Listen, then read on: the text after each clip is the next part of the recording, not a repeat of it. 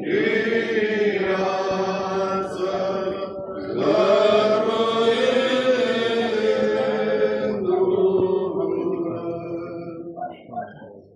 numele Tatălui și al Fiului și al Sfântului Duh. Amin. Iubiți credincioși, Hristos a înviat.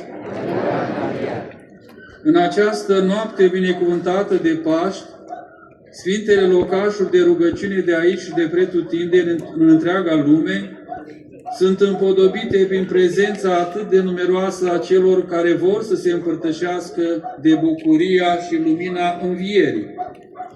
Astăzi prăznuim praznicul praznicelor și sărbătoarea sărbătorilor. Astăzi este bucurie duhovnicească pretutindeni în lume, pentru că a înviat Hristos. Astăzi Domnul și Mântuitorul nostru, Iisus Hristos, a luminat toate prin învierea sa, cerul și pământul, să se veselească, căci lumina învierii Domnului a umplut de lumină atât cerul cât și pământul, sfărâmând încuietorile iadului. Ziua învierii să ne luminăm cu toții, cu prăznuirea și unii pe alții să ne îmbrățișăm, să zicem fraților și celor care ne urăsc pe noi, să iertăm toate pentru înviere.